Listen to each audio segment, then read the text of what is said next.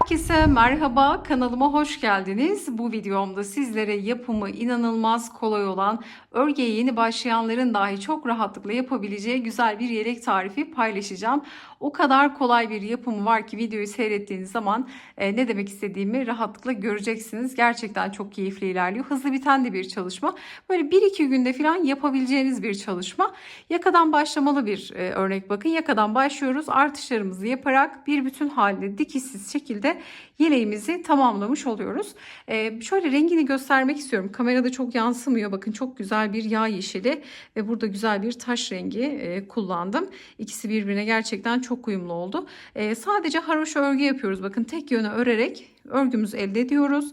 Ben bütün bir kenar kısmında bu I-cord denilen kordon detayı kullandım. Ve ön kısımda bağlamak için, yani önü kapatmak için de böyle bir bağlama detayı kullandım. Ama sizler bu bağlama detayını istemezseniz düğme dikebilirsiniz, fermuar dikebilirsiniz. Burada minik bir broş kullanabilirsiniz. İstediğiniz ön kapatmayı yapabilirsiniz tarzınıza göre. Hemen şöyle kol detayını da göstermek istiyorum. Bakın kolda da yine bu kordon kısmını kullandım. Bu da gerçekten çok yakıştı. Şimdi burada kısaca örgümüzden bahsetmek istiyorum. Örgümüze yakadan başlıyoruz. Bu çalışmış olduğum yeleğim 38-40 bedene uygun. Mankenim 42 beden. 42 bedene biraz oturdu bakın ama 38-40 bunu çok rahatlıkla giyebilir. Sizler beden büyütmesi yaparken ne yapacaksınız? Başlangıçta ilmek sayısını artırabilirsiniz. Küçültmek isterseniz de yine ilmek sayısını azaltabilirsiniz. Bir buradan ayarlama yapıyoruz ilmek sayısıyla. Bir de şu reglan dediğimiz artış kısımlarını koltuk altı hizamıza kadar örüyoruz. Normalde reglan örerken hatta 1-2 santim daha fazla örebilirsiniz daha rahat oturması için. Ama sizler bunu kol altınıza kadar getirdiniz bedeninize göre. Yani üzerinizde prova ederek ilerleyin mutlaka. Bu roba kısmını ördüğünüzde üzerinize geçirin. Üzerinizde prova edin. Yani bunu bedenlemesi, yani beden ayarlamasını yapması gerçekten çok ama çok kolay. Reglan artışlarına göre beden ayarlamasını yaptıktan sonra hemen şu kol altına kaç tane ilmek atıyoruz. Bu detayları sizlerle paylaşıyorum. Ben böyle hafif açılan bir yelek olsun istediğim için şu kol altına belli kısımlarla böyle 3-5 santim ördükten sonra ikişer tane böyle artırmalar yaptım. Şöyle hafif bir açıklık istedim. Bakın böyle hafif bir çan insin istediğim için bu tarzda hazırladım. Ama sizler şuradaki artışları yapmadan da dümdüz inebilirsiniz. Bunu İsterseniz hırkaya da çevirebilirsiniz. Kol kısmını uzatarak hırka yapabilirsiniz. Öndeki şu açıklığı bırakmadan bir bütün halinde örüp kazak yapabilirsiniz. Uzatarak elbise yapabilirsiniz. İstediğiniz şekilde oynayabileceğiniz, üzerinde oynama yapabileceğiniz gerçekten güzel bir parça oldu. Yani hiç gözünüz korkmasın. Örgüye yeni başlayanlar da bunu çok rahatlıkla yapabilir. Hemen örgümüzün arka kısmını sizlere göstermek istiyorum. Örgümüzün arkadan görünüşü de bu şekilde gerçekten çok şık, güzel bir parça oldu. Umarım sizler de beğenir ve denersiniz. Detaylı tarifimize geçmeden önce de sizlerden küçük de bir ricada bulunmak istiyorum. Kanalımıza ücretsiz abone olabilir, videoyu beğenir ve yorumlarınızı eksik etmezseniz gerçekten çok mutlu olurum. Tarifimize geçelim. Örgüm için kullanmış olduğum malzemelerin tamamını Aksa Örgü Butik'ten aldım. Sizin için de iletişim bilgilerini videonun açıklama kısmına ekleyeceğim. Oradan ulaşabilirsiniz. Bakın içeriği %25 yün olan kalın dokulu bir iplik kullanacağım. Şöyle göstermek istiyorum. Çok güzel bir rengi var, böyle yağ yeşili. Farklı renkleri de var. Yine Aksa Örgü Butik ile iletişime geçerek farklı renklerine bakabilirsiniz. Video sonunda ne kadar iplik kullandığımı sizlerle paylaşıyor olacağım. Kalın dokulu bir iplik ve 5 milim şiş kullanıyorum. Elim gevşektir. Bunu özellikle belirtmek istiyorum. Çok sık örmediğim için 5 milim şiş kullanıyorum ama 6-7'ye de uygundur. Elinize göre sizler şiş numaranızı belirleyebilirsiniz. Şunu da söyleyelim başlangıçta. Elinizdeki daha farklı iplerle bu çalışmayı yapmak isterseniz örneğin ince bir ipiniz var. Bu çalışmayı yapmak istiyorsunuz. Ne yapacaksınız o zaman? Bakın burada sayılarımı belirledim. Tam bir kare yaka çalışıyoruz. İpiniz ince ise ilmek sayılarınızı artırmanız, yani fazlalaştırmanız gerekir. Örneğin 16 16 16 şeklinde kolları, arkayı ve öne ayırdık. Bakın önü ikiye böldük. Neden? Açık çalıştığımız için. Yani her kenar 16 ilmekten oluşuyor. İpiniz ince ise inceliğine göre ikişer ikişer ilmekleri artırabilirsiniz. 16 değil 18, 18, 18 yaparsınız. İpinizin inceliğine göre sayıları artırırsınız. Robalar sabit kalıyor zaten. Buralar artış noktalarımızın tam ortasında kalan ikişer tane ilmeklerimiz. Şimdi ördüğümüz zaman bunları rahatlıkla göreceksiniz. Benim ilmek sayım bu şekilde. Buradaki mantık şu aslında. Yapacağınız kişiye göre yaka açıklığını ne kadar istiyorsanız o şekilde başlayabilirsiniz. Örneğin bunu yelek değil de şu kısmı açık yaptınız böyle. Buradan birleştirip bunu kazağa da çevirebilirsiniz. Ya da tamamen yakayı daha geniş tutarak kazak şeklinde de yani bir bütün halinde de döne döne de spiral şeklinde bunu kazağa da çevirebilirsiniz. Yani mantık çok basit aslında. Yani seyrettiğiniz zaman da birçok şekli uyarlayabilirsiniz. Kazağını yapabilirsiniz, hırkasını yapabilirsiniz, kolları uzun kısa ayarlayabilirsiniz. Tamamen zevkinize kalmış. Şimdi hemen örgümüze başlayalım. Ben burada roba kısmını çalışmıştım. Bakın şöyle net bir şekilde de göstermek istiyorum. Çok güzel bir bakın böyle spor bir görüntü istediğim için şu doku inanılmaz hoşuma gitti. Çok basit artışlar yaparak bu dört kenardan bakın artışlar yaparak robayı hazırlıyoruz. Sonra tamamen dümdüz ineceğiz. Kolları ayırarak gerçekten kolay, keyifli bir çalışma. Ama ben örgüye yeni başlayanları düşünerek adım adım her detayı sizlerle paylaşarak ilerleyeceğim. Şimdi burada ne yapacağız? Bakın yazdığım sayıları. Öncelikle sayılarınızı belirleyin. 72 ilmek atarak işe başlıyorum. Hemen şöyle ipimin ucunu alıyorum. Burada misinalı şiş kullanıyorum. Düz şişlerde de şişlerle de yapabilirsiniz ama bedeni ayarlamak için, ölçmek için de misinalı şiş bilmiyorum bana daha kolay geliyor.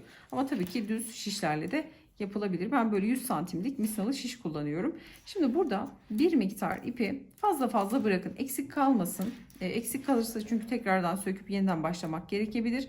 O yüzden ipi mutlaka böyle fazla fazla bırakalım başlangıçta.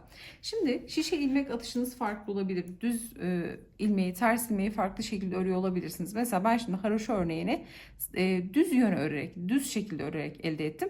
Haroşa örgüsü sürekli aynı yöne ördüğümüz yöntemle elde ettiğimiz bir örgü.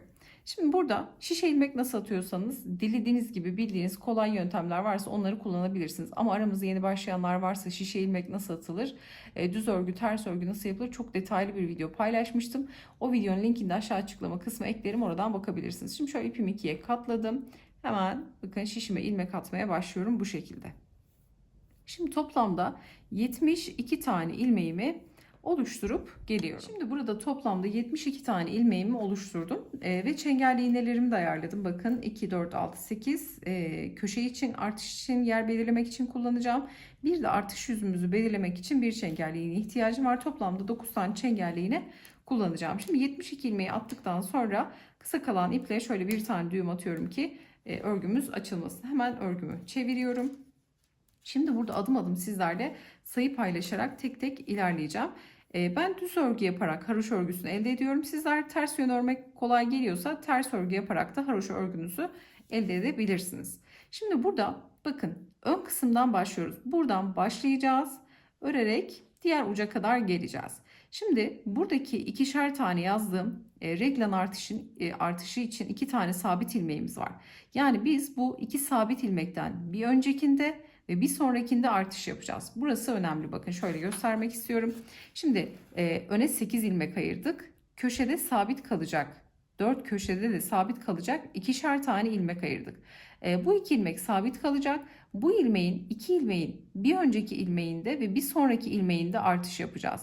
Şimdi buradaki sayılar ne olacak o zaman? 8 tane ilmeği 7 ilmek olana kadar öreceğiz. 8. ilmekte artış yapıp ortada sabit kalacak 2 ilmeği örüp bir sonraki ilmekte artış yapacağız. Yani 16'dan burada 16 tane ilmeğimiz var. Birincisinde artış yapacağız. Sonra 14 ilmeği örüp 15. de artış yapacağız. Baştaki artışla beraber toplamda 16 tane ilmeği örmüş olacağız. Sonra köşe için sabit ilmeği örüp burada bu 2 tane ilmekten sonra tekrar bir artış yapacağız. Yani 16 ilmeğin birincisinde ve 16. ilmekte artış yaptığımız için ortada sabit kalan ilmek burada yani ördüğümüz ilmek sayısı 14 oluyor. Artış ilmekle beraber 15, 16 oluyor. Şimdi ördüğümüz zaman mantığını daha rahat kavrayacaksınız. Şöyle kenara koyayım kağıdımı, hem buradan da sayarak gidelim.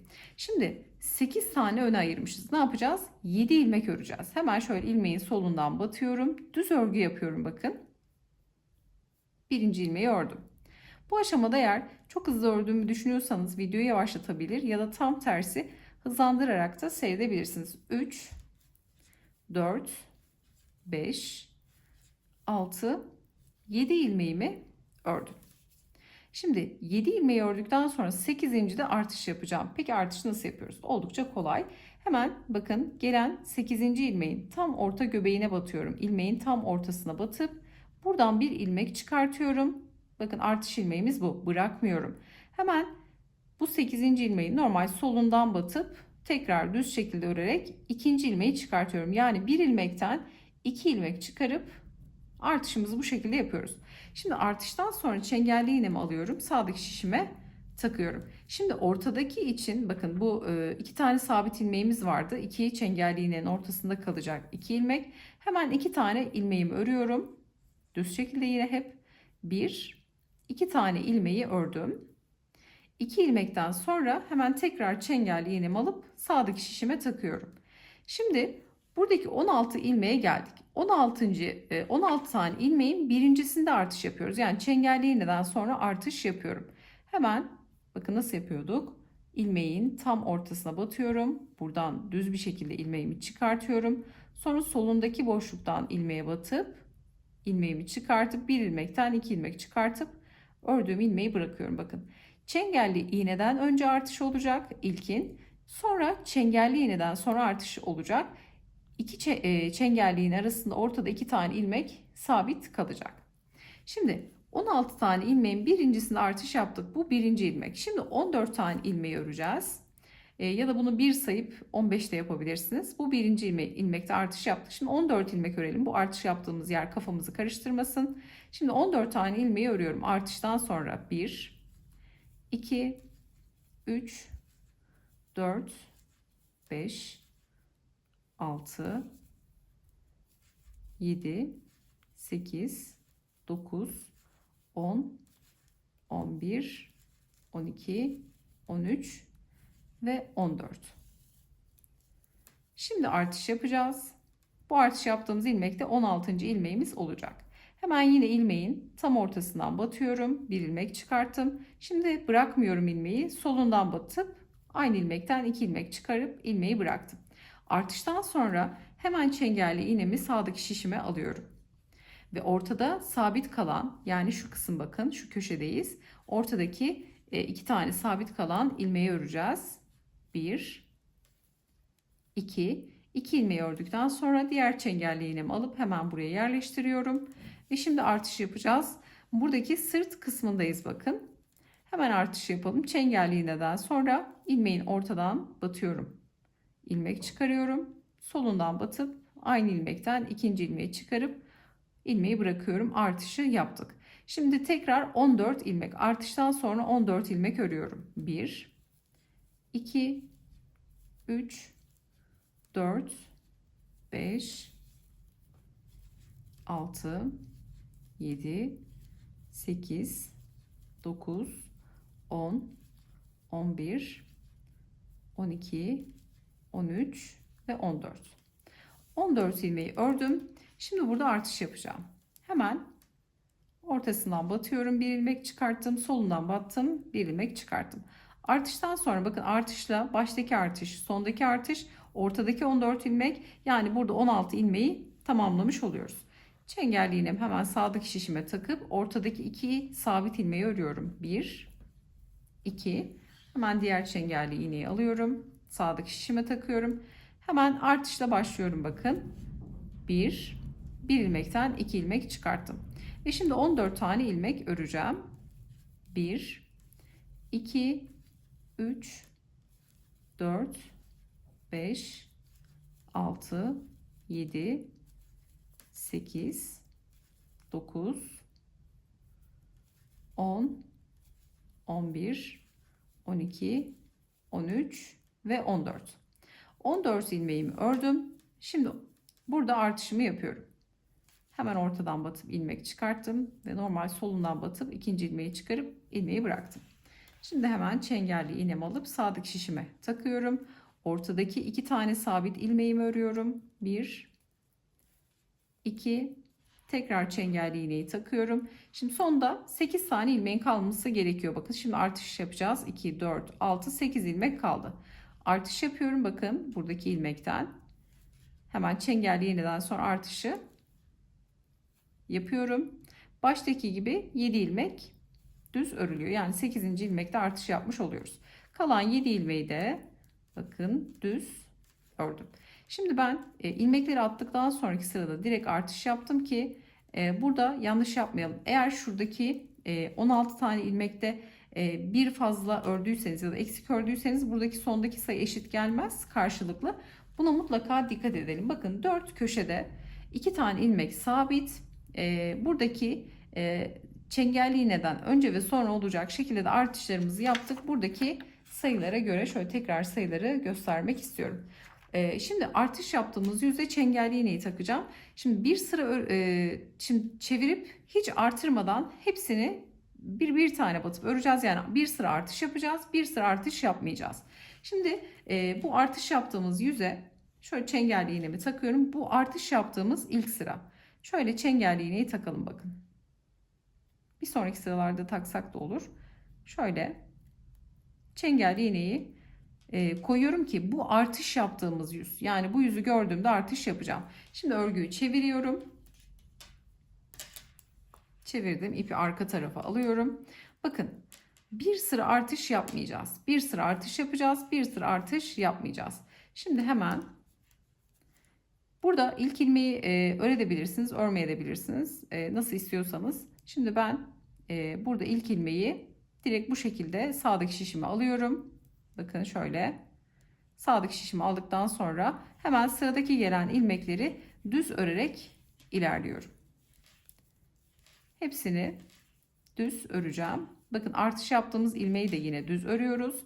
Çengelli iğne gelince de sağdaki şişe aktarıyorum. Ortadaki 2 tane ilmeği sabit örüyorum. Bakın ortada 2 tane ilmek kalıyor. Sonra çengelli iğnemi takıyorum. Artış yaptığım ilmeği de bakın örerek burada hiç farklı bir işlem yok. Her ilmeği düz şekilde örüp bir sıra bu şekilde örüyoruz. Şimdi bir sıra hiçbir işlem yapmadan her bir ilmeği düz örelim. Sıra sonuna kadar geri. Sıra sonuna geldik. Son ilmeği de yine örüyorum ve örgümü çeviriyorum. İpi arka tarafa alıyorum. İlk ilmekleri örebilirsiniz, örmeyebilirsiniz. Hangisi kolayınıza geliyorsa ben örmeden hemen sağdaki şişimi alıyorum. Şimdi burada çengelli iğneyi ben bu uca takmıştım. Artış yüzümüzü belli etmek için ama her artışımız buradan başlayacağı için şimdi buraya taşıyacağım çengelli iğneyi. Hemen şöyle alıp çengelli iğneyi bu kısma koyalım ki artış yüzümüz daha net belli olsun. Şimdi bir sıra artırmadan ördük. Şimdi artış yapacağımız yerdeyiz. Geliyorum. İpi arka tarafa alıyorum. Aslında bundan sonrası oldukça kolay. Hep aynı artışları yaparak bir sıra artıracağız, bir sıra artırmayacağız. Hep bu mantıkla istediğimiz ölçüye gelene kadar. Benim şu kısmım, bakın şu artış noktam 16 santim olana kadar ördüm. Yapacağınız bedene göre bunu ayarlayın. Yani şu reglan kısmı koltuk altı kısmınıza gelene kadar örebilirsiniz. Ama koltuk altında da artış yapacağız. Yani bunu ben 38-42 beden aralığı gibi düşünüyorum bu ölçüyü. Sizler de kendi ölçünüze göre yapabilirsiniz. Koltuk altınıza gelene kadar burada artışlarınıza devam edebilirsiniz. Şunu da söylemek istiyorum. Kol bandını yani şu kısmı çok geniş istemezseniz ne yaparsınız? Buradaki ilmek sayısını daha fazla tutabilirsiniz. O zaman burası daha uzun olacaktır. Yani daha ince olacaktır. Arka taraflara daha fazla yani şu reglan kısmını artıracağımız için yani şu kol sayısıyla da oynayabilirsiniz ama ben tam kare bir yaka istediğim için bu şekilde ayarladım. Bu da 16 santim olana kadar ördüm. Yani 38-42 beden aralığını olabilecek. 38-40-42 gibi düşünüyorum ama belki 42'ye dar olabilir. 38-40 beden aralığında hazırlayacağım bu çalışmayı. Şimdi 16 santim olana kadar bir sıra örüyoruz. Artırmadan bir sıra artış yapıyoruz. Bir sıra artış var, bir sıra artış yok. Bu şekilde aynı sistemle ilerliyoruz aslında. Şimdi geldim burada ne yapıyorum? İlk ilmeği örmeden sağdaki şişime alıyorum ve sıradaki ilmekleri tek tek örüyorum. Ta ki çengelli iğnenin olduğu noktaya gelene kadar. Bakın burası artış yüzümüz. Çengelli iğneden önceki ilmekte artış yapacağım. İlmekleri ördüm. Çengelli iğneden önceki ilmeğe geldim. Hemen ne yapıyorum? Aynı artış. Orta göbeğine batıyorum. İlmek çıkarttım. Solundan batıyorum. Tekrar ilmek çıkarttım. Son ilmekte bakın çengelli iğneden önceki ilmekte artışımı yaptım. Sonra çengelli iğneyi sağdaki şişime alıyorum. Ortadaki 2 tane sabit kalan ilmeği örüyorum. Diğer yer belirleyicisini bakın çengelli iğnemi de sağ şişime aldım. Yani çengelli iğne arasında 2 ilmek sabit kalacak. Bir önceki ilmekten ve bir sonraki ilmekten artış yapacağız. Şimdi artış sırasındayız. Çengelli iğneden sonraki ilmekte artış yapıyorum. Hemen orta göbeğine batıp ilmek çıkartıyorum. Solundaki boşluğa batıp ilmek çıkartıyorum. Bir ilmekten 2 ilmek çıkarttık ve sıradaki ilmekleri örüyorum aynı şekilde. Umarım artış kısmı da anlaşılmıştır. Bakın bir kez daha gösterelim. İlmekleri düz örerek ilerliyorum. Çengelli iğneden önceki ilmekte artış yapıyorum başlangıçta. İkinci çengelli iğnede ise çengelli iğneden sonraki ilmekte artışımı yapıyorum. Şimdi çengelli iğneye geldim. Hemen son ilmek kaldı bakın. Sonra çengelli iğne geliyor. Hemen bu ilmekte artışımı yapıyorum. Sizlere tarif etmiş olduğum gibi. Sonra çengelli iğneyi sağ şişime aktarıyorum. Ortadaki 2 tane sabit ilmeği örüyorum. Çengelli iğneyi sağdaki şişime alıyorum. Ve buradaki çengelli iğneden sonra gelen ilk ilmekten artışımı yapıyorum. Sonra sırasıyla diğer ilmekleri örerek ilerliyorum. Artış kısmı bakın bu şekilde olacak. 4 kenarda artış yapıyoruz. 4 köşede artış yapıyoruz. Şimdi bu artırdığımız sıra diğer sırada artırmadan sonuna kadar öreceğiz. Tekrar bu uca geleceğiz. Çengelli iğneyi gördüğümüz zaman bakın bunu yeni başlayanlar için özellikle koyuyorum ki karıştırmayın. Çengelli iğneyi gördüğünüz zaman bu yüzde artış yapacağız. Bir sıra artıracağız, bir sıra artırmayacağız. Şimdi bu şekilde 16 santim olana kadar ördüm geldim. Şimdi burada kol ayrımını yapacağız. En son sırayı da artış yapıyoruz. Son sırada artış yapmıyoruz. Bakın son dönüşte artış yapmadan ördüm. Şimdi bu örgümü kenara alacağım. Şimdi bakın bu örgüden devam edeceğiz. Şimdi kolları ayırarak düz aşağı doğru inip en sonunda kol kısmını örüp tamamlayacağız. Şimdi burada yaka kısmını ben çok açık istemedim. Yaka açıklığım 14 santim. Şu noktada bakın bu reglan artışlarımız da 16 santim olana kadar ördüm. Sizler bedeninize göre yani bu misinalı şişi kullanmanın şöyle güzel bir faydası var. Bu roba kısmını bakın şöyle üzerinizde prova edebilirsiniz. Şöyle katladığımız zaman bakın ön açıklığı görüyorsunuz. Şöyle koltuk altınıza gelene kadar örebilirsiniz bu kısmı. Bunu ben kızıma çalıştığım için beden aralığında biraz böyle salaş bir çalışma istiyorum. 38-40 yani biraz belki artış da yapabilirim. 42'ye belki tam oturur. Yani 38-40 beden için bu çalışma aslında. Bedeninize göre sizler dediğim gibi ayarlayabilirsiniz. Buradaki başlangıç ilmek sayılarını daha fazla yaparak, yaka kısmını daha açık, reglan artışını daha fazla yaparak daha aşağıda yapabilirsiniz. Yani beden büyütmesini kendinize göre yapabilirsiniz. Umarım mantığı anlaşılmıştır. Beden büyütürken 2 noktadan büyütüyoruz. Bir, bu artış kısmını uzun kısa yaparak sıra sayısını daha az daha fazla yaparak belirliyoruz. Bir de ilmek sayısıyla yaka açıklığını belirliyoruz ve beden ayarlamasını o şekilde yapıyoruz. Umarım açıklayıcı olmuştur. Şimdi buradan örgümüze devam edeceğiz. Bakın en son artırmadan ördüm. Şimdi artış yapacağımız yüzdeyiz. Bakın buraya çengelli iğnemi takmıştım. Artış yapacağım yönü belirlemek için. Şimdi burada şu çengelli iğnenin olduğu noktaya kadar geleceğiz. Hemen ipi arka tarafa alıyorum.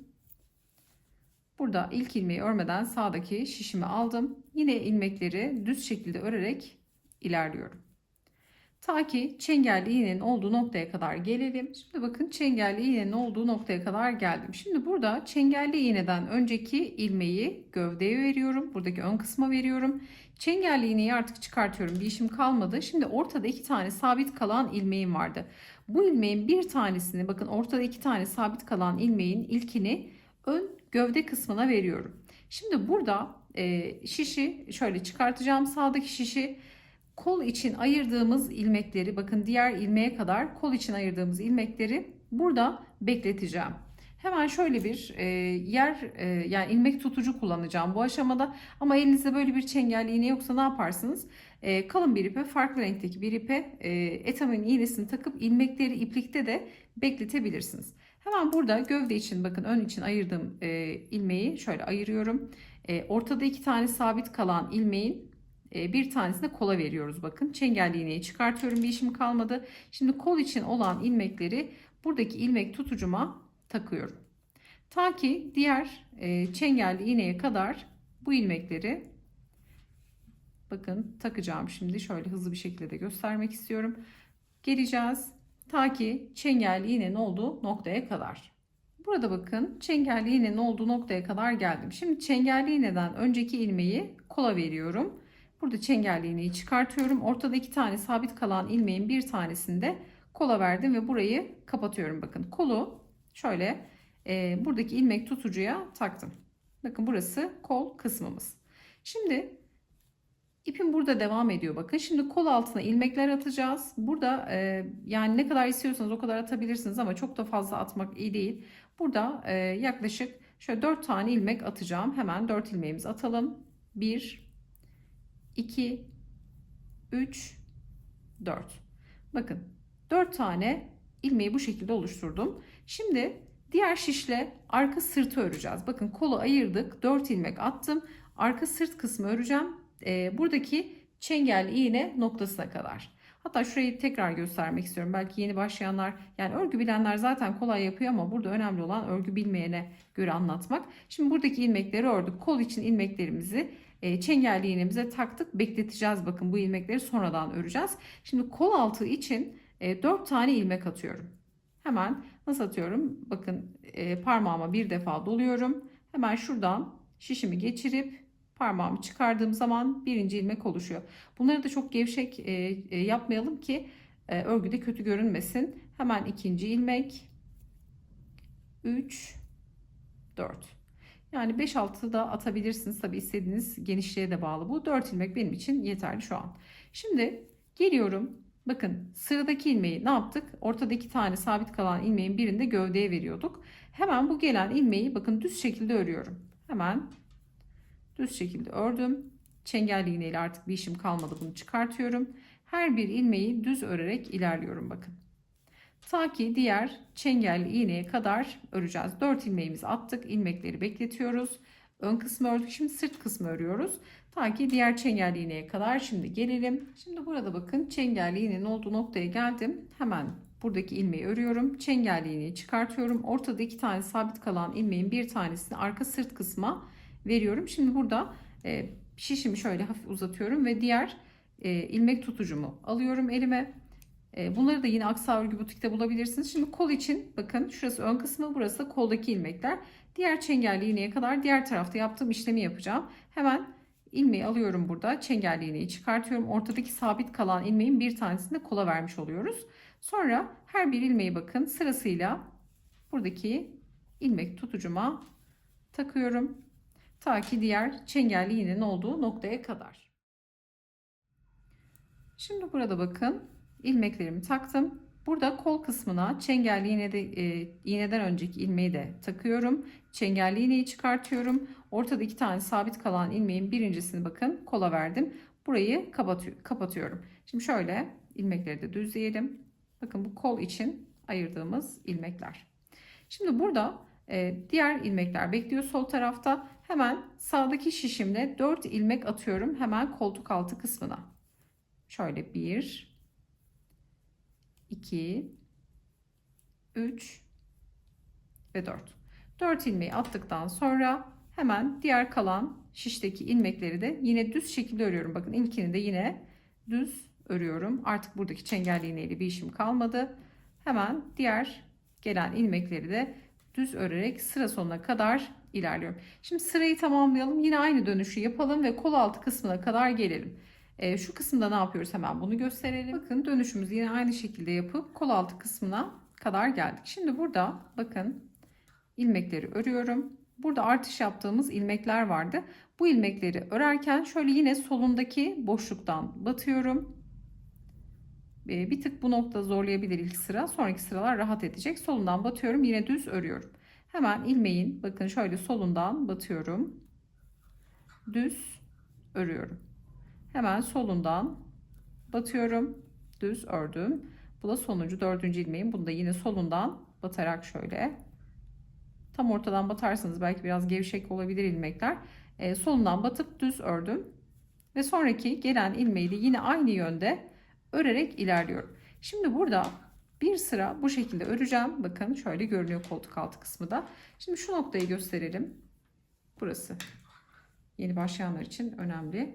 Şöyle bakın, artık kolları ayırdık. Kollar oldukça belirgin. Şimdi sadece gövdeyi örüp ineceğiz aşağı doğru. Fakat burada ben koltuk altı kısmında artışlar yapacağım. Şimdi bu artışları da nasıl yaptığımı hemen sizlere gösteriyor olacağım. Şimdi bir sıra örüp gelelim. Sıra sonuna kadar buradaki kol altı kısmını da yine tarif etmiş olduğum gibi örelim. Buradaki uca gelelim. Hemen bir sonraki sıraya başlayalım. Koltuk altında nasıl artış yapıyorum hemen bunu göstermek istiyorum. Bakın, kol altı kısmını bir sıra ördük geldik.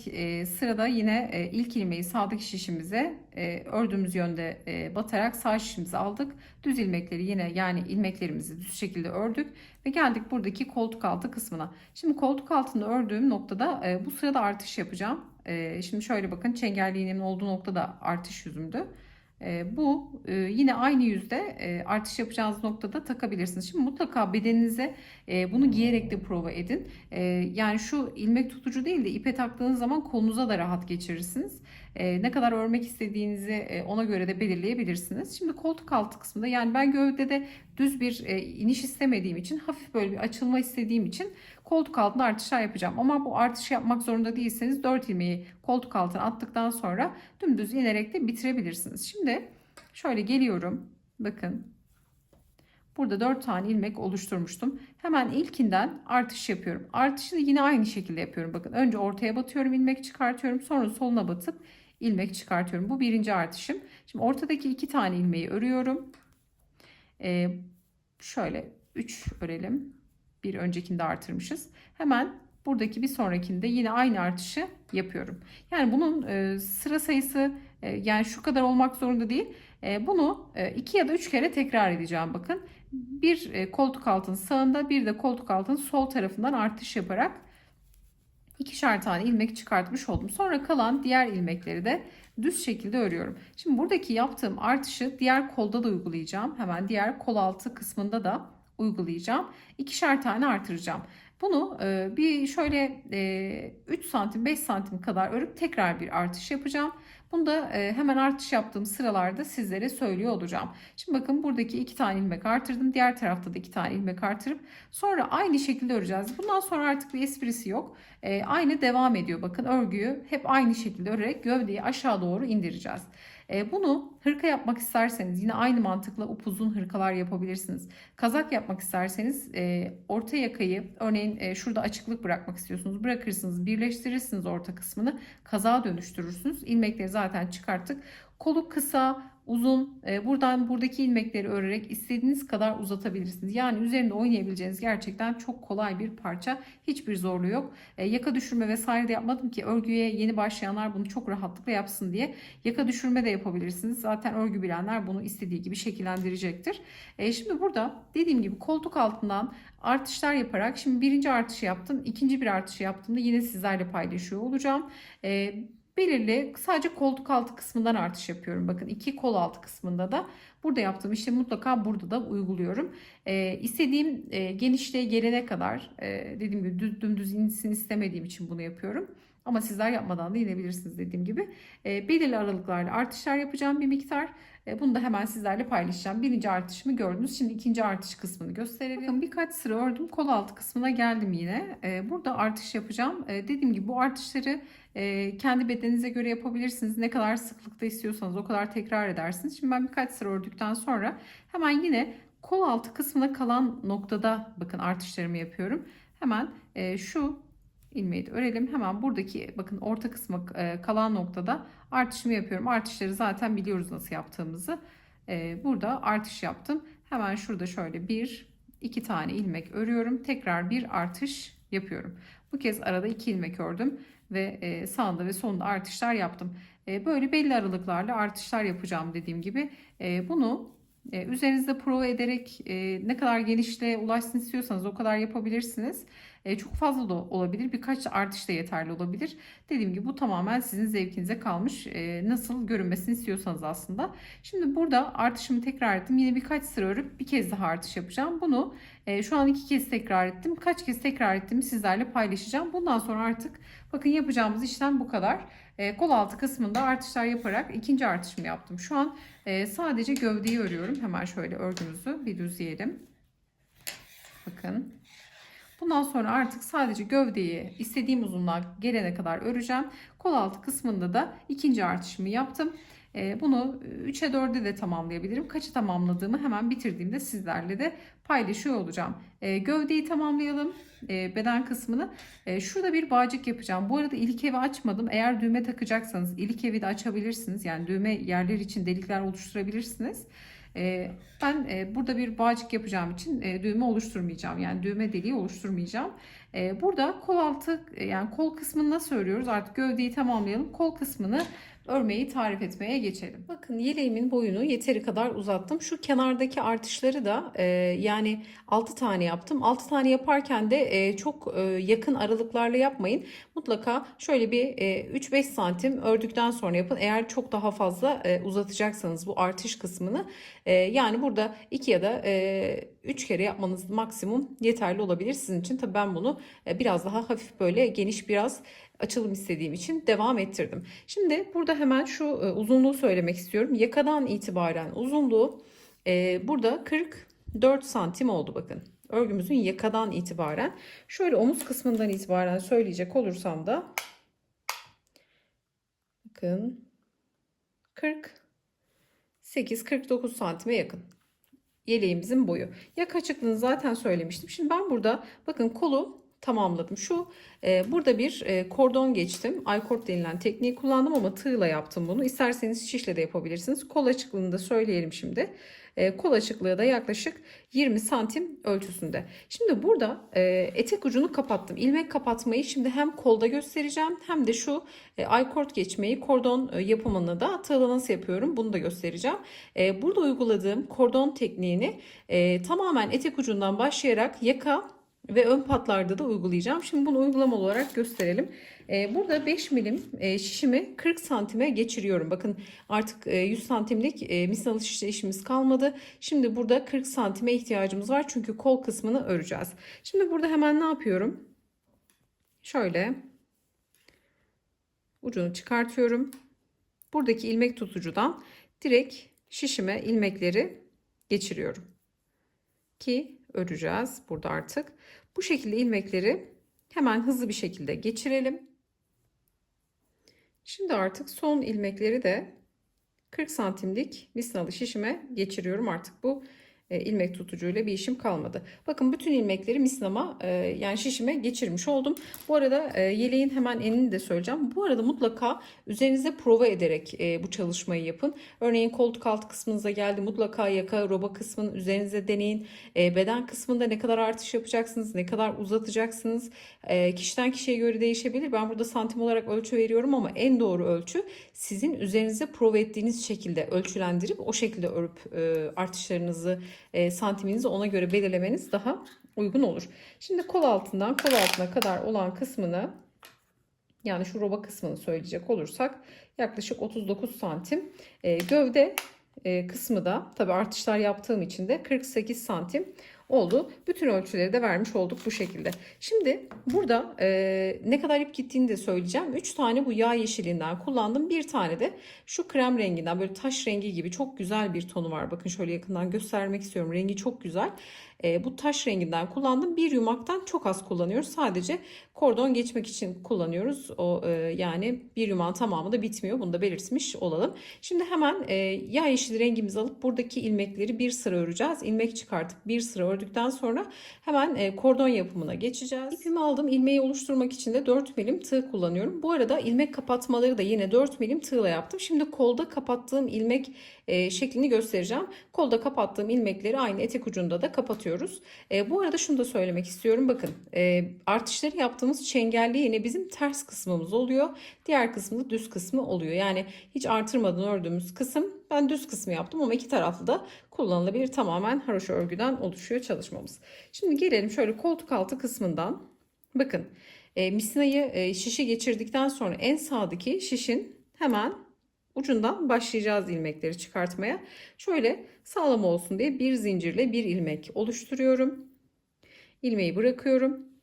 Bakın şu diş diş görünen kesik çizgilerden birer tane çıkaracağız. Şuradan zaten çıkmış. Hemen şu kısımdan batarak bu ilk ilmeği çıkartıyorum. İlmeği çıkarttıktan sonra şişe takacağım. Bakın, ya da hepsini tığla çıkartıp en son takabilirsiniz. Nasıl kolayınıza geliyorsa o şekilde yaparsınız. Şimdi buradaki, bakın şu noktadan şu geniş boşluğu da alacağım. Buradan batıp tekrar bir ilmek çıkarttım. 2 tane ilmek, şimdi şu arada 4 ilmek vardı. Şu ara boşluklara gireceğim. Bakın hemen şu aralardaki boşluklara giriyorum. Buradan 3. ilmek, şişle de çıkarabilirsiniz. Bakın kaç oldu? 4, 5, 6. Şu geniş boşluktan çıkaralım. 7. Şu aradan batıp çıkarıyorum. 8. Zaten batacağınız noktaları görürsünüz burada. Bir de şu kısımdan çıkaralım. 9 tane ilmek çıkarmış olduk. Şimdi 9 tane ilmeği çıkarttıktan sonra ilmekleri de aşırı gevşek bırakmayalım. Şimdi kol altı kısmındayız. Bakın 9 tane ilmek çıkarttık. Bir tane çengelli iğne kullanacağız ki bitişi ve başlangıcımız belli olsun. Şimdi biz burada bakın örgüyü örerken şu ilmeklerinizi kontrol edin. V görünüyorsa bu noktayı ters öreceğiz. Kesik çizgi şeklinde, yani şöyle çevirdiğimizde ilmekler kesik çizgi şeklinde olsaydı düz örgü yapacaktık. Yani hep ördüğümüz yönde örecektik. Ama şimdi burası örgümüzün düz kısmı olduğu için, düz kısmından bitiş yaptığımız için bakın ilmekleri çevirdiğimizde, burayı çünkü bıraktık, burayı örmedik. O yüzden ilmekler V görünüyor. Bakın V şeklinde, yani düz ilmek görünüyor. O zaman ne yapacağım? Burada ters örgü yapacağım. Şimdi ilmek belirleyicimi taktım. Sıra bitişim burası. İpi ön tarafa alıyorum. Bakın bütün ilmekleri ters örerek burada sıra sonuna kadar geleceğim. Sonra ilmekleri kapatacağım. Hemen bakın ilk ilmeği ters örüyorum. Çok da gevşek bırakmayalım çünkü kapatacağız. Bakın batıyorum ortadan. İpi kıvırıp önden ipi alarak ters örgü yapıyorum. Şimdi bütün koldaki ilmekleri ters örgü yaparak sıra sonuna kadar gelelim. Bakın şimdi sıramın sonuna geldim. Son ilmeği de yine düz örerek bitiriyorum. Buradaki çengelli iğneyi artık çıkartıyorum. Sıra sonuna geldim. Şimdi bakın koltuk altından çıkarttığımız ilmeklerle beraber hepsini düz örerek bir sıra örmek yeterli. Ama sizler bunu hırka yapacaksınız. Tamamen uzatabilirsiniz. Uzatırsanız da hırkaya çevirmiş olursunuz. Kolu uzatmış olursunuz. Şimdi kapatma, ilmek kapatma, etek ucunda yaptığım işlemin birebir aynısını yapacağım. 4 milim tığla örerek kapatacağım. Şimdi geldim. Bakın şu sağdaki şişi çekiyorum ki ilmekler sökülmesin, çıkmasın. Burada hemen ilk ilmeği bakın alıyorum. Şimdi artık kesik çizgi şeklinde görünüyor. Biz ilmekleri düz örerek ters, yani haroşa örgüsünü elde ediyorduk. Şimdi bir sıra düz ördük, bir sıra ters örüp bu şekilde bitirmiş olacağız. Şimdi direkt batıyorum bakın. İlmeği alıyorum düz ilmek örer gibi. Buradaki ipi de alıyorum tığımın ucuna. İçinden geçiriyorum. Sonra sıradaki ilmeği bakın tam şöyle ortasından batıyorum. Buradan ipi alıp içinden geçiriyorum. İlmeği bıraktım. Çıkardığım ilmeği bekleyen ilmeğin içinden kaydırıyorum. Yani şöyle de yapabilirsiniz. Tığ alıyorum ilmeği, ipi doluyorum, 2 ilmeği aynı anda örüyorum. Bu daha kolay. Yani ikisi aynı yöntem aslında. Bakın ilmeği örüp bırakıyorum, içinden geçiriyorum. Çok çok keyifli. Bunun kontrolü daha kolay oluyor. Özellikle örgüye yeni başlayanlar için. Bakın ilmeği alıyorum, ikisini aynı anda örüyorum. İlmeği tığıma alıyorum, doluyorum, ikisini aynı anda örüyorum. Bu bana daha kolay geliyor. Hangisi kolayınıza geliyorsa. Bakın hem örüyoruz hem de kapatma yapıyoruz. İlmekleri kapatıyoruz. Bu tığla kapatma yönteminde ilmeklerin, yani biri çok böyle sıkı, biri çok gevşek olmuyor. Çok orantılı oluyor. Dediğim gibi kontrolü daha kolay oluyor. Yani şişe de kapatma yapabilirsiniz. Hangisi size kolay geliyorsa o yöntemi tercih edebilirsiniz. Bakın şöyle göstereceğim. Tertemiz bir kapatma, oldukça muntazam oluyor. Yani elin tansiyon ayarını da güzel ayarlıyorsunuz tığla örerken. Belki şişle bir tık daha zor olabilir. Şimdi bu şekilde tamamen bütün ilmekleri kapatalım. Sıra sonuna kadar gelelim. Bakın son ilmeklere geldim. Son ilmekleri de yine aynı şekilde örerek kapatıyorum. Koltuk altı kısmındayız artık. Bitişimizi yapıyoruz. Son ilmeği de aldım. Son ilmeği de aynı şekilde örüyorum. Şimdi burada artık şişte herhangi bir işim kalmadı. Şişi bırakıyorum. İpi yaklaşık bir 10 santim kadar kesiyorum. Bu iple de artık bir işimiz kalmadı. Zaten çok az bir ipimiz artıyor. Şimdi buradan direkt bakın ilmeğin içinden ipin ucunu çıkarttım. Şimdi ilk başladığım şu kısımdaki bakın ilk kapattığım noktayı şöyle bir sonrakini, şu kesik çizgiyi değil, bakın şu V duran iki tane başak şeklinde duran noktayı alacağız. Şuradaki ilmeği görelim. Bakın burayı. Bu ipi buradan bakın içeri doğru geçiriyorum. Sonra ipin geldiği noktadan şu kısımdan batış yapacağım. Bunu da arkadan yapacağım. Hem şu kesik çizgiye batıyorum hem de ipin geldiği noktaya batıyorum. Bakın ilmekleri çok çekmeyin ki batışı zor olur. Şöyle biraz açalım ilmekleri. İpin geldiği noktaya batıyorum. İpi de tekrar buradan alıp içeri geçirdiğimizde bakın yine o başak başak görüntüyü elde etmiş oluyoruz. Temiz bir bitiş yapmış oluyoruz. Şimdi burada ipi hemen şöyle iç kısımda gizleyelim. Şöyle bir zincirle kilit yapıp ipi güzelce, burada etamin iğnesi kullanabilirsiniz ama tığla da gizlemesi oldukça kolay oluyor. Şimdi bunu gizleyeceğiz. Şimdi burada koltuk altı kısmından başlayarak aykord dediğimiz kordon kısmını yapacağız. Buna bir de deniyor. Şimdi burada başlayacağım nokta koltuk altı kısmı olacak. Buradan başlayıp buradan bitireceğim. Hemen şu zaten başak başak görünüyor. Bakın tığla bitirmenin yöntemi de bu yüzden çok güzel. Bu noktalara bakın rahatlıkla görüyoruz. Her bir başak başak kısma batarak ilerleyeceğiz. Şimdi şöyle tam koltuk altı kısmındaki boşluğa batıyorum. Kesik çizgileri de takip edebilirsiniz. Bakın burada iki tane kesik çizgi var. Bunun tam ortasına battığınız zaman ilmeğin bir tanesine batmış oluyorsunuz. Bir diğeri de kesik çizgiyi geçip bir sonraki. Bu şekilde de bulabilirsiniz. Şimdi şöyle batalım. İpi alıyorum. Ben bu renkle kapattım. Aynı renkli de yapabilirsiniz. Şimdi ilmeği çıkarttım buradan. İlmeği çıkarttıktan sonra şöyle 1, 2, 3 tane zincir çekiyorum. İlk çektiğim zincir burada sıkıladığım için o kayboluyor. Şimdi 1, 2, 3 zincir çektik. Üçüncü zinciri bırakıp ortadaki ikinci zincire batıyorum tığımla. Hemen bir sonraki yuvaya batıyorum bakın. Biraz önce gösterdiğim noktalara batıyorum. Buradan ilmek çıkarttım. Çıkarttığım ilmeği buradaki zincirin içinden geçiriyorum. Kalıyor 2 ilmek. Doluyorum. İkisini de içerisinden geçiriyorum. Sonra yani bir sık iğne gibi örmüş oluyoruz bu noktayı. Şimdi bu bakın bir tanesi yatay, bir tanesi dikey duruyor. En soldaki dikey duran çizgiye batıyorum ve bir sonraki batacağım ilmek noktasına batıp buradan ilmek çıkarıyorum. Çıkardığım ilmeği ikinci ilmeğin içinden geçirdim. Kaldı 2 ilmek. İpi doluyorum. 2 ilmeği kapatıyorum. Sonra tekrar bakın şöyle sık iğne gibi tepesi ve V şeklinde duran noktası en soldaki, bakın en uçtaki kanala batıyoruz. Sıradaki noktaya batıyorum araya. Buradan ilmek çıkarttım. Çıkardığım ilmeği ikinci ilmeğin içinden geçirdim. 2 ilmek kaldı, doluyorum. 2 ilmeği aynı anda kapatıyorum. Yine aynı şekilde bakın hep aynı şu ara boşluğa batarak, buradaki kanala batarak ilmekleri çıkartıp ikincisinden kaydırıp diğer 2 ilmeği de kapatıyorum. Şimdi şu kısma geldik. Bakın ilmekler oldukça belirgin. Hep aynı işlemi yaparak bu aykord denen kordon denen yöntemi uyguluyoruz. Bunu şişle de yapabilirsiniz. Şişle yapılma yöntemi de var. Bir gün inşallah onu da gösteririm. Ama tığla hem daha muntazam, daha çok hızlı oluyor. Yani şişle biraz vakit alıyor. Ama tığla çok pratik oluyor. Yani böyle hızlı bir şekilde yaparsınız tığla. Hem de muntazam olur. Ya tabii şişle de yapılabilir. Hangisini tercih ediyorsanız. Bakın arkası böyle, önü de böyle görünüyor. Şimdi düz kısmından bu aykord kısmını geçiyoruz. Şimdi tamamen bitirelim. Şuradaki bitiş önemli. Hemen buradaki bitişi sizlere gösterelim. Şimdi sıra sonuna geldik. Hemen şuradaki son noktayı da birlikte yapalım. Bakın yine aynı şekilde batıyorum. Burada artık son ilmek, bakın. İlk başladığımız nokta. Son noktaya da batıyorum. Aynı işlemi uyguluyorum. Şimdi burada yine bir 10-15 santim kadar ipimi kesiyorum. Kestikten sonra ilmeğin içinden bakın bu şekilde ipimi çıkartıyorum. Sonra bu ipi arkadan getiriyorum. Şu ilk başladığımız bakın ilmek var burada.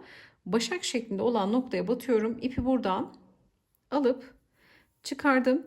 Sonra ipin geldiği noktadan bakın şu kısımdan şu çizgiye ve ipin geldiği uca batıyorum. İpi buradan hep önden işlem yapıyorum bakın. Buradan geçirdim. Sonra tekrar bu ilmeği alıyorum. Şuradaki bakın şu kısımda şu kesik çizgi kalacak. Şu aradaki boşluğa batacağım. Hemen şöyle ilmeği düzeltelim. Tabii biraz kasmış. Şu kısım. Şu iki çizgiye üsttekini almaya çalışıyorum. Bu noktaya battım. İpi buradan geçirdim. Sonra yine ipin geldiği nokta, bakın şu çizginin olduğu yer, ipin geldiği nokta. Bu son ilmeğe de batıyorum. İpi buradan geçirdim. Bakın bu kısım böyle tertemiz bitmiş oluyor. Şimdi buradaki ipi de hemen şu ayaklı direkli nokta var. Bakın şuradan batıyorum. İpi içeri doğru çekiyorum. Şimdi ipi içeri çektikten sonra bu kısımda şöyle çok da şu kısımları gevşek bırakmayalım. Şu ipi de çekeceğiz. Bakın böyle tertemiz bir görüntü oluyor. Şimdi bu ipleri de rengine göre gizleyeceğiz. Diğer ipleri de aynı şekilde gizleyerek tığla gizleyebilirsiniz. Etamin iğnesiyle gizleyebilirsiniz. Hemen ben istiyorum ki şu arka kısımda yeleğimizin, bakın düz kısmından yapıyoruz bu işlemleri. Şimdi tam arka kısmından, şu etek ucunun arka kısmından başlayacağız. Çünkü şuradaki dönüşler de önemli. Şimdi aykordu geçerken buradaki dönüşü nasıl yapıyoruz? Burası önemli. Burada dümdüz hepsine birer tane batıp dönüş yapıyorduk. Burada sıkıntı yok. Ama şimdi etek ucu, yaka ve ön patları da aynı şekilde geçeceğiz. İpimi tekrar alıyorum. Yine aynı işlem, bakın düz kısımdan uygun ilmeğe batıyorum. Zaten ilmekler, bakın şöyle göstereceğim. Kesik çizgi şeklinde başak başak olan noktaları da batabilirsiniz. İlmek kapatmayı zaten göstermiştim. Herhangi bir noktadan, arkaya gelecek noktadan ilmeği geçiriyorum. Şöyle ilmeği geçirdikten sonra 1, 2, 3 zincir çekiyorum. İkinci zincire batıyorum. Bakın soldaki kanada. Hemen bir sonraki ilmeğin olduğu noktaya batıyorum. İpi buradan alıp İkincisinden geçirip doluyorum. 2 ilmeği de kapatıyorum. Yine sizlere kolda gösterdiğim işlemin birebir aynısını tekrar ederek burada ne yapalım şimdi? Şu dönüş için şuradaki uç kısma kadar gelelim. Bakın düz yönde çalışıyoruz. Şuradaki dönüşe kadar gelelim. Bakın etek ucunun tam arka kısmından başladık. Örgümüzü tamamladık, kordon kısmını. Şimdi buradaki dönüşe geldik. Burası önemli. Şu uç kısmı önemli. Çünkü diğer noktalarda da aynı işlemleri yapacağız. Şu kısımlarda bakın nasıl dönüş yapıyoruz. Burada da buradaki yaptığım işlemleri de burada aynı şekilde uygulamış olacaksınız. Yine diğer uç kısmında da. Şimdi aynı şekilde örgüye devam ediyorum. Bakın kanadı alıyorum. Uygun gelen boşluğa battım. İkinci ilmekten geçirdim. Doluyorum. 2 ilmeği kapattım. Şimdi son köşe uca geldiğimiz zaman bakın aynı şekilde batıyorum. Burası son uç kısmı. Bakın son nokta. Buraya batıyorum. Tekrar ikinci ilmekten geçirip 2 ilmeği kapatıyorum. Şimdi yine aynı şekilde bakın soldaki kanadı alıyorum, bir alttaki. Aynı boşluğa batıyorum. Çünkü dönüş sağlayacağım. Aynı boşluğa 2 defa ya da 3 defa da batabilirsiniz. Şimdi batış yapalım. Bakın aynı noktaya, farklı bir yere batmıyorum. Battığım aynı boşluğa gelip tekrar ilmek çıkarıp ikinci ilmekten geçiriyorum. Doluyorum. 2 ilmeği de kapatıyorum. Tekrar bakın soldaki, alttaki sol kanadı alıyorum. Üçüncü kez aynı boşluğa batıyorum. İlmek çıkarttım. İkinci ilmekten geçiriyorum. Doluyorum. Kalan 2 ilmeği de kapatıyorum. Bakın dönüşü bu şekilde sağlamış oluyoruz. Sonra yine aynı şekilde şu kısa kalan ipi de gizleyelim bu aşamada. Şimdi yine aynı şekilde batıyorum. Artık aynı noktaya değil, bir sonraki ara boşluğa batıyorum. Bakın kesik çizgilerin arasında boşluklar var. Ara boşluğa batıyorum. Şöyle ilmek çıkarttım. Geçirdim ilkinden, doluyorum. İkisini birlikte örüyorum. Hemen yine kanada batıyorum. Bir sonraki ara boşluğa, bakın her kesik çizgi arasındaki boşlukları kullanacağız. Battım. İlk ilmeği geçirdim. Doluyorum. İkisinin içinden geçirerek ilmeği kapatmış oluyorum. Yani yine aynı işlemleri tekrar ediyoruz. Bakın hiçbir farklılık yok. Bu arada tığımı şişim 5 milimdi, tığım 4 milim. Tığ mutlaka küçük tercih edin. Tabii burada elinizin sıklığı, gevşekliği de önemli. Denersiniz tığ numaralarını, elinize göre ayarlarsınız. Bakın dönüşü sağladık. Şimdi aynı şekilde devam edeceğiz. Burada da aynı dönüşü yapıp her birine yine birer tane batarak, bakın yakada hiçbir şey fark etmiyor. Sadece şu köşe dönüşlerde uçtaki noktaları 3 tane batıyoruz. Aynı deliğe 3 tane batarak buradaki dönüşü sağlamış oluyoruz. Şimdi göstermiş olduğum gibi bakın kolu da aynı şekilde geçiyoruz. Kol da aynı. Bütün yaka, etek ucu, ön pat, yaka tamamen de aynı şekilde örülüp Burada artık yeleğimizi bitireceğiz. Kısa ipleri de gizleyerek çalışmamızı tamamlayacağız. Sizler ilik evi açabilirsiniz. Düğme yerleri için düğme dikecekseniz. Bağlama için de burada şimdi ben bir bağlama yapmayı planlıyorum. Onu da yaptığımda hemen sizlerle paylaşacağım. Hemen bir sonraki aşamaya geçelim. Şimdi burada ön kapatma için bakın kordonun bağlama noktasının bir tanesini yaptım. Şimdi diğer bir tanesini yaparken sizlerle paylaşacağım. Yine 4 milim tığla devam ediyorum. Burada bir miktar uzun ip bırakıyoruz başlangıçta. Hemen bağlantı yapacağım noktanın bakın hemen şöyle tersinde 2 tane çizgi var.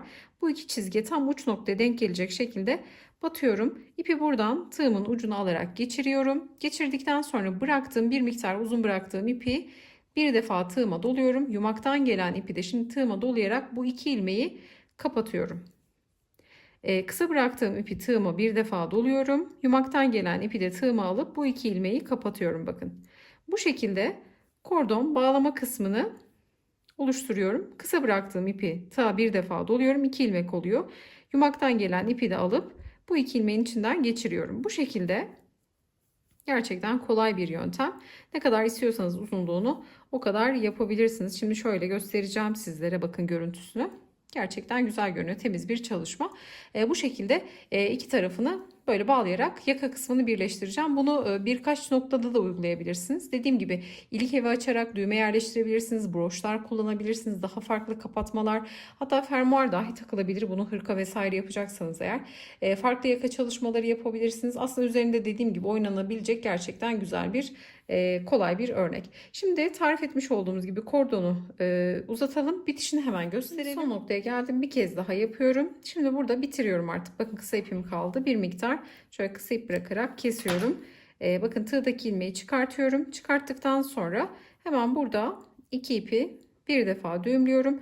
Bu aşamada etamin iğnesiyle bu iki ipi de içeri çekebilirsiniz ya da şöyle tığ yardımıyla sağından solundan batarak şöyle ipleri içeride alabilirsiniz. Hem sağından hem de solundan batıp şöyle ipi de içeride gizleyebilirsiniz. Tabi bunu dikkatli yapın. Bunu hemen uzunluğunu söyleyeceğim. İpleri de içeride gizleyerek bitiş yapıyoruz. Bir tanesini 25 santim, diğerini de 20 santim olacak şekilde birini 5 santim daha birini uzun birini kısa yaptım. İki eşit uzunlukta da yapabilirsiniz. Bunları da hemen böyle bağlayarak kullanabilirsiniz. Dediğim gibi birkaç noktada da uygulanabilir. Şimdi artık örgümüzü mankenimizin üzerinde görelim. Yeleğimize hafif bir buhar vererek bakın tamamlamış olduk. Tarifimiz de bu şekildeydi. Umarım sizler de beğenir ve denersiniz. Yapacak olanlara kolaylıklar diliyorum. Videomuzu beğenmeyi, yorum bırakmayı, kanalımıza abone olmayı unutmayın. Bir sonraki videoda görüşünceye dek hoşça kalın.